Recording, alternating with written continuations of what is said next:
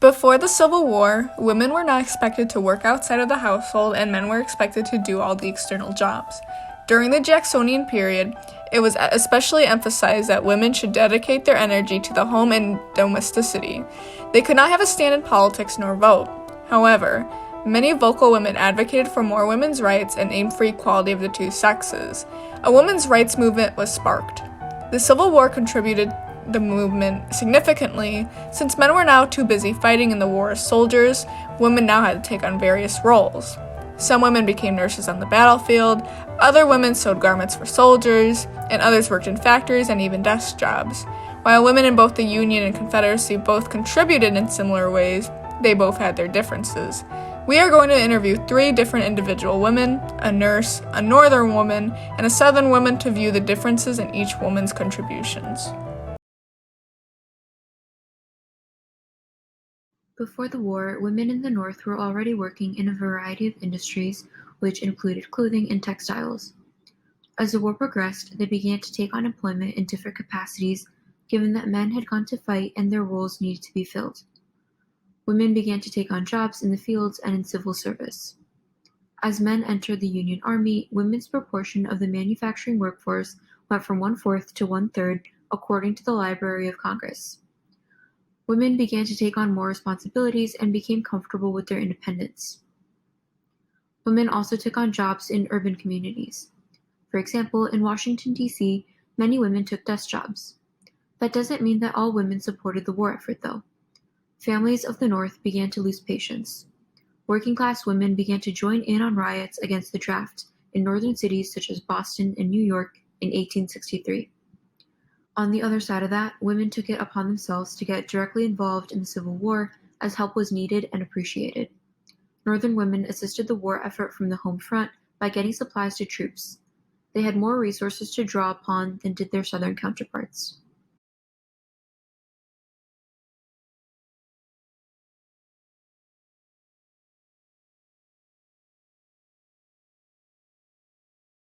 One woman that organized such endeavors was Mary Livermore, an abolitionist and women's rights advocate from Massachusetts. Mary, what was the work that you did in relation to the Civil War? I worked with the Chicago branch of the United States Sanitary Commission to raise money for soldiers and aid the Union's war efforts. I organized auxiliary societies, visited military posts and hospitals, and wrote for newspapers. I served as a spokesperson for the USSC, essentially. One of my biggest contributions was organizing the Great Northwestern Fair. It was an event in which we could auction and sell food, entertainment, and war mementos. The fair went on for 2 weeks with the aim of generating money for our troops. And what came of the fair? We ultimately raised $100,000 for the Union Army and also inspired in events of the same nature, so much so that fair mania overtook the social circles of upper-class women. Examples of other fairs include the restaurant department of the Great Central Fair. This event was for the Pennsylvania, New Jersey, and Delaware crowd. It encourages all donations. Another fair in Philadelphia was held to collect supplies for sick and wounded Civil War soldiers. Alright, so what do you hope is the result of your work on the rights of women? Then, for the end draws near. A few more years of persistent, faithful works, and the women of the United States will be recognized as legal equals of men. Being able to organize fairs like this meant that women were venturing into the public sphere. Another common role for women in times of war was to serve as a vivandière. Vivandières were typically young women who were the wives or daughters of officers. They were armed, earned military awards, and even were captured by the enemy. They weren't soldiers and were not permitted to fight, but they could sometimes serve as field nurses. They would sew uniforms, cook, wash clothes, mend shoes, do whatever was needed to care for soldiers. Being a vivandière was seen as an acceptable role for a woman. For some women, however, it wasn't enough. They wanted a more active role. Some would even disguise themselves as men to fight on the battlefield, Frances Clayton being a prime example of this. She reportedly fought in 18 battles, including the battles of Shiloh and Stones River. Women also served as spies during this time. Take Elizabeth Van Lew, who organized a network of spies that had sources within even the Confederate White House. Of course, the most famous spy was Harriet Tubman, who served as a Union agent in South Carolina. From the home front to the battlefield, the role of women in the Civil War was critical. It caused a shift in the perception of women's roles and moved forward the women's rights campaign.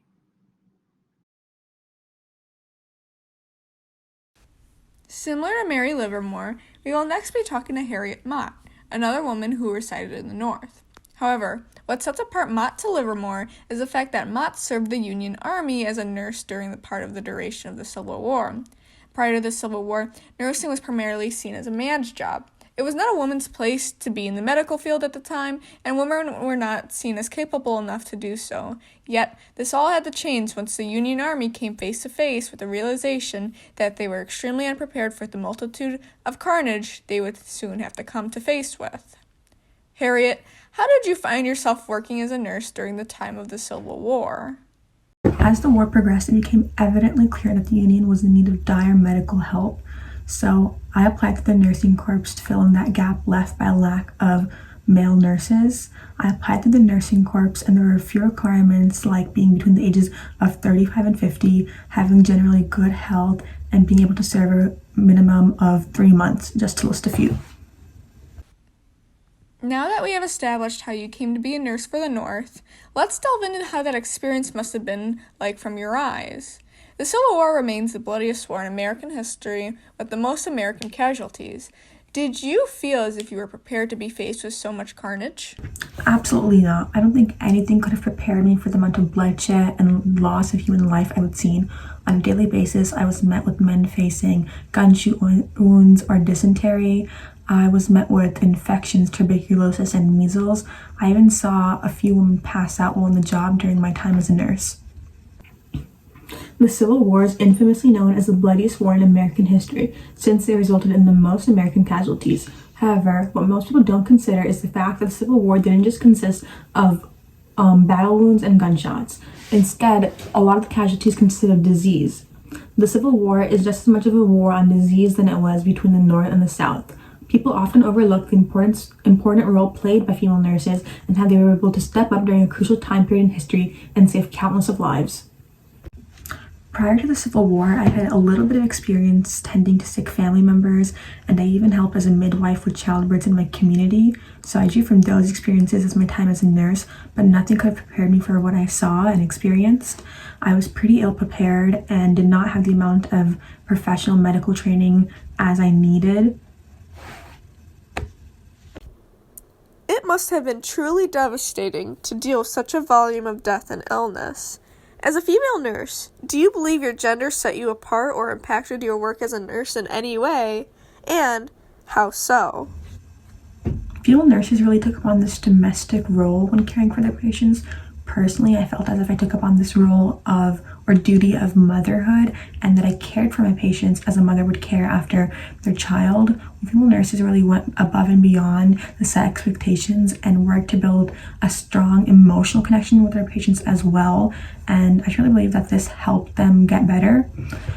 I have distinct memories of female nurses and I reading to our patients and even praying with them, and these things were never really done by men. In the past, there was this notion that women were far too emotional, were too frail and weak to work as nurses, yet our womanhood and our femininity really helped us excel in our job in a way that men hadn't before. Did you face any challenges while being a nurse at this tumultuous time? Every single day, I faced so much death and disease. I had to work long hours, which were not only physically exhausting, but mentally as well. I also remember Black nurses and immigrant nurses having to work through discrimination and having to take on more meticulous tasks than other female nurses. Wow, it is truly beautiful to hear how your womanhood played a part in your duties as a nurse. As a final question, I would like to ask if you believe the Union's success could be attributed to the help of women. I truly believe the women had a great positive impact on the Union Army with the help that we provided sick Union soldiers during the time of the Civil War. We helped soldiers heal both emotionally and mentally, and this is often overlooked. Many women like myself were not too familiar with the medical field, yet we were able to rise to the occasion when it truly mattered. Women helped fill in the gap left by lack of male nurses, and we were able to revolutionize women in the workforce. As important historical figure and former Civil War nurse Clara Barton has stated, Barton explains how although women could not fight in the war, they did their best to provide aid in any which way they could. Women were able to rise to the occasion and not only fulfill their duty, but use their womanhood and embrace it to excel at their duties. Female nurses during the time of the Civil War led to an increase of women working and more women playing a part in society from outside their homes. This led to fewer women wanting to live a domestic lifestyle and more women wanting to become an active member of society. Notable female nurses such as Clara Barton and Dorothea Dix went on to create important organizations such as the Red Cross and revolutionize the nursing industry forever. Female nurses at the time of the Civil War paved the way for future working women to come. I may be compelled to face danger, but I never fear it, and while our soldiers can stand and fight, I can stand and feed and nurse them. I suppose let's start at the beginning. As rumors of war spread in the beginning, how did you feel about it?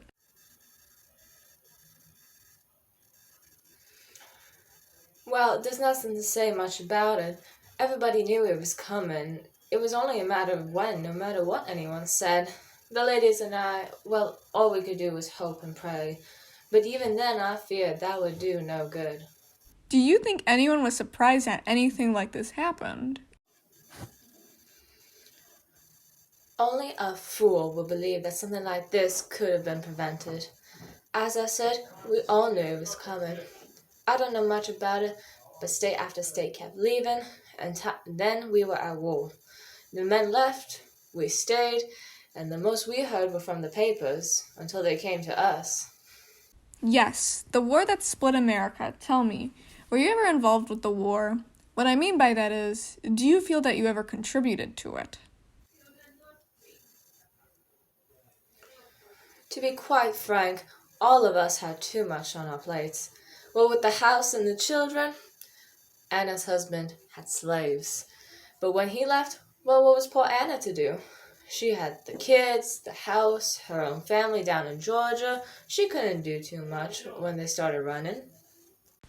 Let's stop right there. What with the proclamation abolishing slavery and the war taking a turn to riddling the South of the practice of slavery, what exactly are your thoughts here? We did all that we could. But with winter coming and the Confederate government that they made up in Virginia, we couldn't do too much. All of the women, including myself, wrote to the governors to send our men home. Lord above knows that they'd rather come home than fight. Women all over the South wrote to their mayors, governors, and anyone they could reach, demanding their men back home. If you don't take these Yankees away from Greensboro, we women will write for our husbands to come home and help us. Nancy Mungen to the North Carolina governor. These threats were not unfounded. Soldiers were ready to leave the field and return home to their homes and families. But it is not of ourselves that we would complain. It is our wives and little ones at home who are necessitors. Do something for them, and there will be less desertion, and men will go into battle with heartier goodwill. North Carolina soldiers to their governor. The Union employed their destructive strategies pretty early on, I would say, mostly cut resources off from the Confederacy, as well as any transportation networks that had been established. And because of this created even more problems, not just for the armies, but for local communities in those areas. The troops needed supplies, so they looked for the nearest source. At the beginning, you talked about how you almost had no news about the war, not until they came to you. What exactly do you mean by that? Pretty early on, I would say that the Union come and, start taking everything. We didn't have much to give, but that didn't matter to them. They took what they could and left us with barely anything. Mabel's house was absolutely ransacked, leaving the poor girl in tears. They took what they could, burned what they couldn't. And it wasn't just them. Armed soldiers came around and much earlier than them, taking the horses, the food, the clothes, anything they needed, we had to give. You mentioned Maybelle and Anna, your friends, and their struggles during this time. Could you describe what happened to the other women in communities like your own? Well, you're gonna have to be more specific. What we did depended on what our husbands believed in. If you had a man in the war, you were helping out. If your man didn't care for it, well then neither did you. Do you know anything about the women making an effort in the war? What kind of work did they do? Well, if you had a man in the army, you usually followed him around and, if possible, took up some time as a nurse. I'm sure a friend of mine explained that a bit earlier. Anna knew a woman in Georgia, goes by Mary Jones, who had the whole fare for the war, raised thousands of dollars, and used up that money so that she and her other rich friends could make a couple hundred uniforms. If you couldn't afford to do that, someone often worked in the factories. Needlewomen, we called them. They basically sewed up uniforms and tents for the armies. Those ended up closing some time ago. If you were for the Union, you obviously didn't go around and flaunt it. It just wasn't the safest, and it was better to keep your mouth shut. Well, this has been an interesting viewpoint to learn more about. Thank you. Dear, the pleasure was all mine. Women went from staying indoors and focusing on house-related activities to leaving their designated comfort zone to be head-on in the battlefield serving as nurses. The scope of women's duties expanded. Many raised fundraisers, became vocal rights activists, fought as soldiers, and working women gradually became more normalized as they were seen often working in factories. These roles of women did not only persist during the Civil War, it was also prominent during World War I. Here, too, they became nurses, worked both manufacturally and agriculturally, and could be seen on the battlefield. Women destroyed this gender norm that they had to rely on men. Now they had men rely on them when they were injured or in need of service. The contributions of women came from both sides of the war, but regardless of where they came from, they each found various tactics to support their region's armies.